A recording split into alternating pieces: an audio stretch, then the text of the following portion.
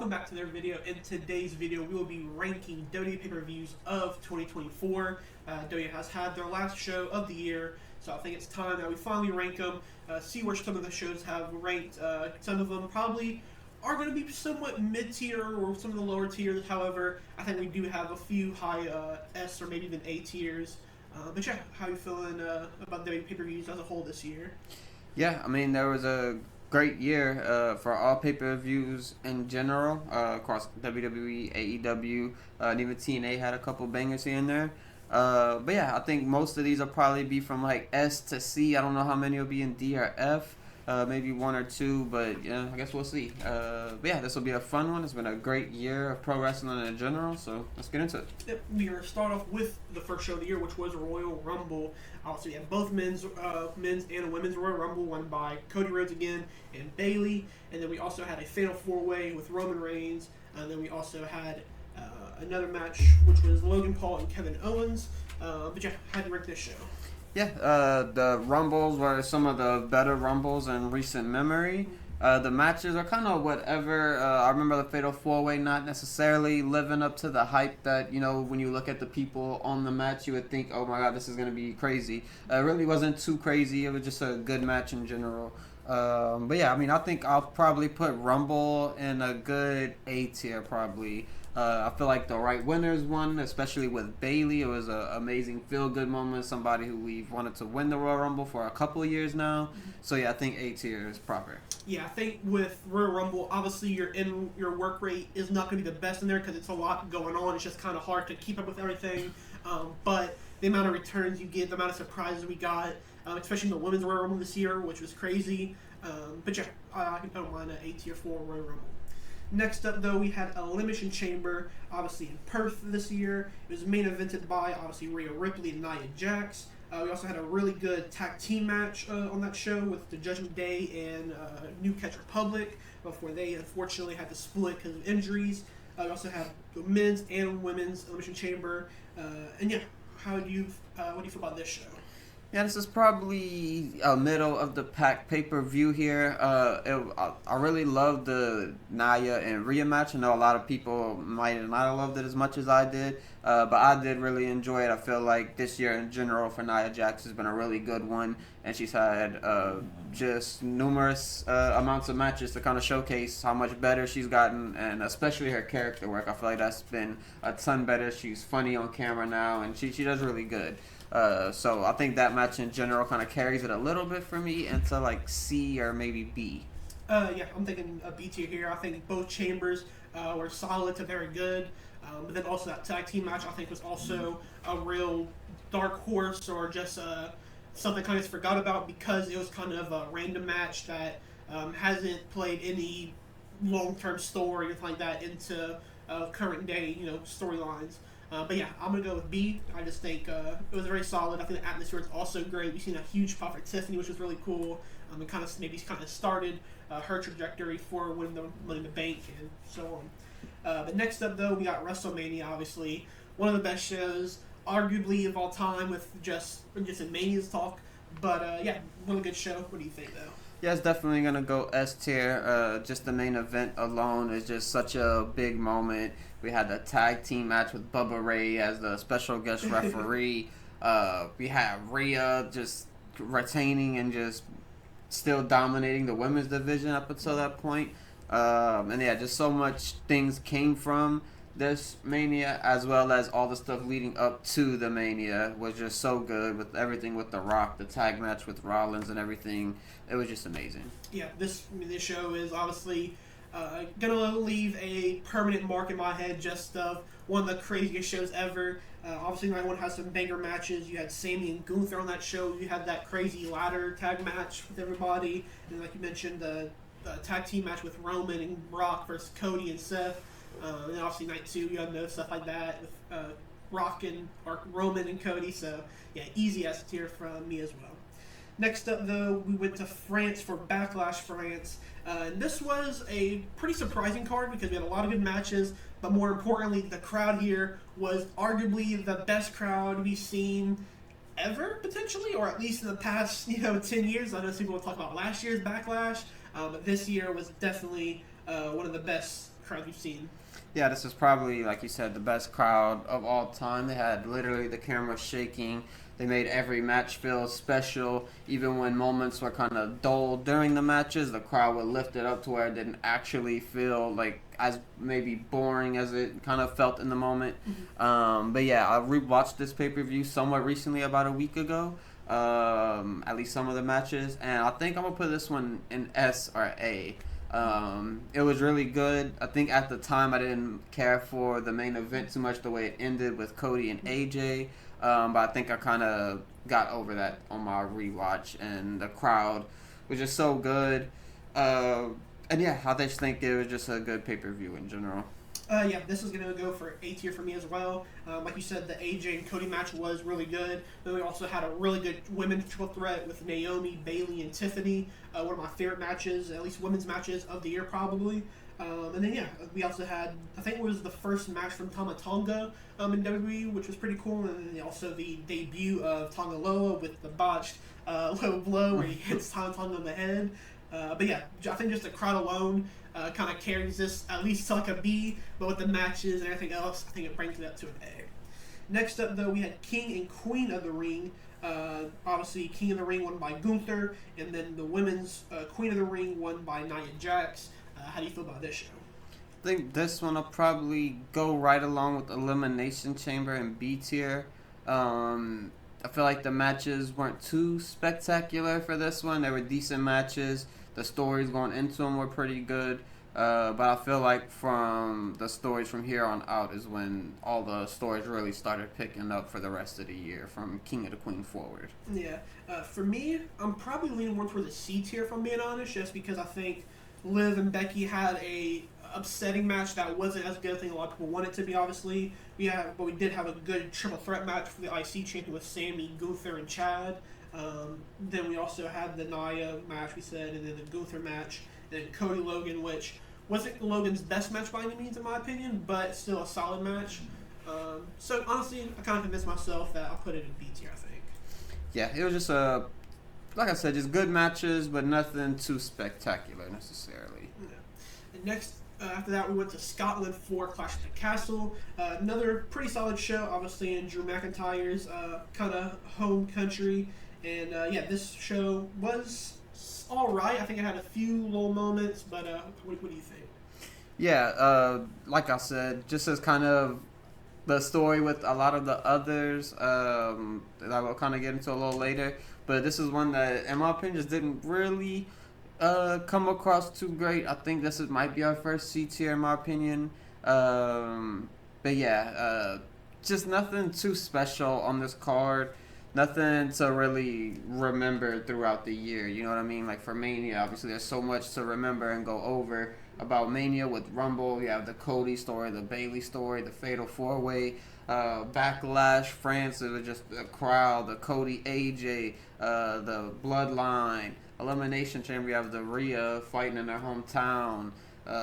Just Elimination Chamber in general, just a kind of cool match that kind of carries its own weight. And same with King and Queen of the Ring. People wanted these people to win those awards, you know. Mm-hmm. But Clash, there's really no big award for a Clash. You know what I mean? Yeah. Yeah, this show, I think we started with the Cody and AJ match, then the I Quit match, which I know a lot of people at the end didn't really like that. Then we had the Unholy Union, Bianca and Jade and Shayna and Zoe match, which was whatever. And then the main event, probably the most memorable thing was the CM Punk interfering, costing Drew another opportunity. And I think we can kind of point as like the real boiling point of their feud. So maybe it boosted up a little bit, but I do agree. I think it's still a C tier. Just like I said, nothing too memorable on that show. Next up, though, we had Money in the Bank. Obviously, we had Drew and Tiffany win. Drew would cash on later in that night versus Seth and Damian. But yeah, how do you feel about this show? Yeah, I think this is one where it was kind of carried by the Money in the Bank match. I feel like the other matches weren't necessarily, too crazy. Nothing to really go home about. But I think the main talking point that a lot of people are going to go is the Drew McIntyre cash-in that no one liked, that no one agreed with, that no one wanted. So maybe that brings it down a few tiers.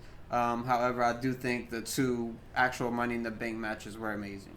Yeah, I think they were pretty good. I remember when we watched it and we recorded our reaction video, we were kind of like, before we started recording it, we watched or kind of looked at Twitter to see what they were talking about. And a lot of people didn't like it, but I think both of us, we were kind of like, I thought it was, at least solid at the best. Because I think, like you said, both Money in the Banks were solid to really good. And then also you had the Intercontinental match between Sammy and Braun Breaker, which I really liked. Not the one where Braun wins just yet. But yeah, I think very solid show. But what do you think? I'm thinking probably a B, maybe. Yeah, I think it is. It's just a slight step above Clash. Like you said with Clash, it was really just the Punk Drew spot. That's kind of the one the spot you might remember. But the Money in the Bank match, you have just the winners in general that you remember. You remember the cash-in. You remember the Chelsea spot falling off the ladder through the table on the outside of the ring. Mm-hmm. Yeah, just a lot of memorable moments in here. Next up, though, we had SummerSlam in Cleveland. This one we start off with Liv and Rhea, and a kind of disappointing match, but we did get the crazy moment of Dom going with Liv and kissing him, which was a huge moment. Braun winning the Intercontinental Champion, LA Knight winning the United States Champion, Nia winning the Women's Champion, Drew beating Punk, Gunther, Damian with Finn turning on Damian, then Cody and Solo with the return of the Tribal Chief, the OTC, Roman Reigns. But where would you rate this? Yeah, I think this is the showcase of the best Logan Paul match here. Him and LA Knight absolutely crushed it. You wouldn't think when you look at the list of Logan Paul opponents, you see Roman, you see Cody, you see AJ, all these people, and you wouldn't think that LA Knight would be the best match out of all of them, but he definitely was. I don't even think it's an argument. He had the really cool kind of springboard off the ropes that looked amazing by Logan Paul. Obviously, the original Finn Balor turn on Damian Priest happened here. As you mentioned, Rhea Liv, kind of nothing too crazy, but the moment of Dom turning heel while already being heel, basically, was just a cool, funny, depending on how you look at it, funny, I guess. But you know what I mean? It was a pretty good show. I think B tier is probably right for it. Maybe even A tier.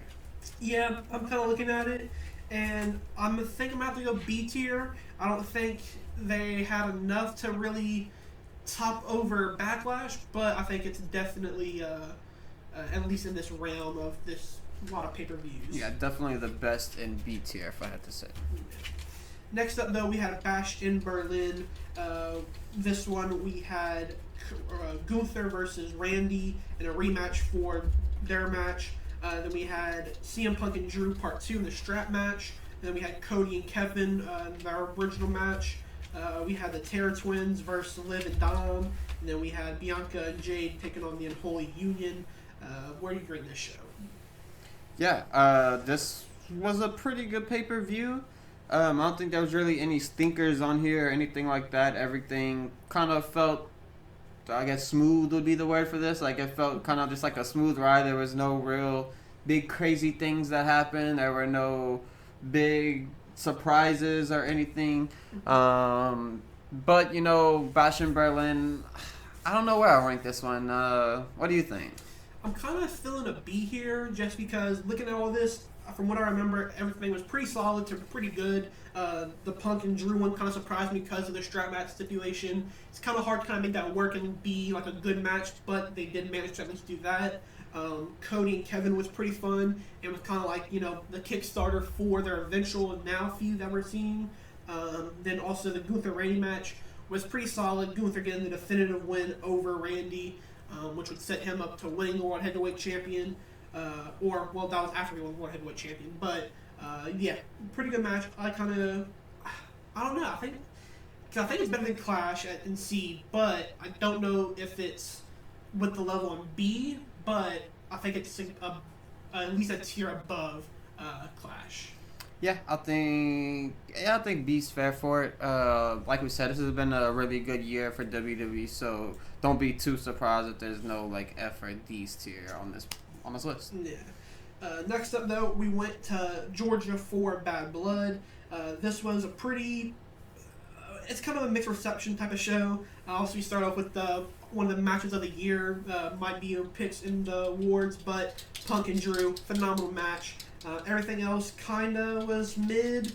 We had the Cody Roman tag team match. But where would you rank this at? Yeah, I think this is a S tier pay per view in my opinion. I absolutely loved it. I think the Punk match was amazing. I think the Cody teaming with Roman Reigns, just the build to that was really good. And then the fallout that happened from like everything that's happening now in the WWE kind of stems from this moment where Cody and Roman teamed together. Then that made it a big deal to Kevin Owens, and then Drew McIntyre seems to kind of want some sort of revenge for stuff like this, and there's just a lot of things that came from this moment. So I think this one might be S tier. Yeah. Part of me, I want to try to put it S tier, but I don't think I can just because I do agree CM Punk and Drew, amazing match, and that definitely is the carry job for this show. But besides that, even the Roman Cody match wasn't all that in my opinion. I think it could definitely been way better. I'll probably lean more towards an A just because, I don't know, everything else just wasn't very great. We had the Rhea and Liv with Dom in the shark cage, Damian and Finn in one of their mini matches they would have, and then we had a Nia Jackson Bailey kind of a rematch for their champion. So yeah, I'd kind of have to lean to an A to be honest, but I'll put it in S for you. Next up though, we went to Crown Jewel. This was an alright show. I don't think nothing too bad happened on this card. We had Gunther and Cody, and then we had Liv and Nia. So pretty solid matches, but what do you think? Yeah, I think this will probably be a C tier, maybe even a D tier. Just the titles in general, they look stupid. They were meaningless. The matches weren't great. We seen Cody versus Gunther, which is a match that everyone wanted, but not necessarily in the setting. Mm-hmm. We wanted just a real scrappy, just long match between the two, and we didn't necessarily get that here. We were kind of teased a little bit, especially with the roll-up pin from Cody Rhodes. Maybe we could see a more clean one and like a real match between the two with actual stake on the line, Mm-hmm. But yeah, just in general, the titles didn't get over. No one liked it. Just the crowd, I will say, the crowd did a lot better than in past years. They were kind of making some noise a little bit this year and whatnot. Still could be better, especially during the women's matches and whatnot. But I think that, we'll slowly get there. But I do think this is a C, potentially D tier. Yeah, I'm going to go with C tier because we did get the Seth and Bronson Reed match, which I think was pretty good. You mentioned the Cody and Gunther one, which, like you said, I think it could have been way better, but still a pretty solid match. Then we also had the triple threat for the United States champion with LA Knight, Andrade, Carmelo, which a lot of people wanted to see a title change there, but in hindsight now, looking at it, I'm kind of glad we didn't see a title change with knowing that Shinsuke would go on to come back and win it. So yeah, I'm going to go with a C tier. Definitely could have been better, but it's probably one of the best Crown Jewels I think we've seen, at least since we've been with the channel and stuff like that. So yeah, don't mind that at all. Next up though, we had Survivor Series War Games in Toronto. How do you feel about this show? Yeah, this is... I don't know how to feel about this one. Obviously, we had some pretty cool spots in the men's one. The women's one was very disappointing for the first 3/4 of the match, unfortunately. And the other matches on the card, honestly, I just don't even remember what they are already, and this just kind of happened. So I feel like that alone says a lot. But yeah, I don't know if this is a C or a D, but it's definitely one of the two. Yeah, we had Shinsuke and LA Knight, where Shinsuke won the United States champion. We had the triple threat match with Braun Breaker, Sheamus, and Ludwig Kaiser. Then we also had Gunther and Damian Priest. Yeah, this one, I'm probably leaning more towards a C, just because the actual main attraction for this show, they weren't that great. I think the men's War Games was fine, but it's out of the past 2-3 years, it's probably on the worst end of men's War Games matches. And then obviously same with the women's. I think this was the first time the women's stipulation match wasn't the best, wasn't the better one from between the men's and the women's. Usually women always step up in the stipulation type of matches, but unfortunately didn't work out on that night. But yeah, for me, probably a C tier. I don't think I can put it in B tier just because, like I said, the War Games matches weren't that great. Yeah, for me, like I said, it was C or D. I guess C is good. But moving on to our final one. It's not necessarily a pay-per-view, but we still added it to the list just because, it was built as if it was a pay-per-view, basically, and the matches on it are pay-per-view level if you look at it on paper. But it did not show up as good as it did on paper, unfortunately. A big part of it, I feel like most of the part that maybe people aren't really saying it is really just the ads and the commercials and everything. That's the main point. If we had the matches exactly how they happen now, but just you cut out the commercials, I feel like a lot of people would have complained a lot less because the matches were all decent. There were just no major changes that were going to happen. And I mean, it does make sense. It's not a pay-per-view. It is just big house shows. A lot of people, don't like when you say that about Saturday Night's Main Event because it's kind of more prestigious or whatever. But at the end of the day, that is what it is. But yeah, I think in the same kind of factor as Survivor Series, I'm thinking C or D again. Yeah, like you said, I think the matches themselves were all solid. I think they're all fine. But yeah, I agree. The ads really just killed it for me. Me and you were watching it in Discord together, and literally as soon as I seen my first ad, I was like, "Oh, this is awful. I don't even want to watch this anymore." But yeah, I think I'm gonna put it in C tier just because we had Chelsea winning the Women's United States Champion, which was a really cool moment. A pretty fun match. The Cody and Kevin match was fine. Then I think more importantly, the stuff after the show, which is really interesting stuff that we're gonna start seeing in these next few weeks, kind of develop more and more with Kevin potentially being a real world champion with the Winged Eagle, which is so cool that they're kind of keeping that around. Then we also see Drew and Sting, which was fine, and then unfortunately Io losing to Liv, and then Gunther winning the triple threat between Finn and Damian. Yeah, I think the overall vibes of Saturday Night's Main Event keeps it out of the D tier and into C tier. They brought back the red, white, and blue ropes. They had the old school WWE logos in the corner, the music, and Jesse Ventura, and just kind of the feeling of Saturday Night's Main Event did feel really good. It felt fun.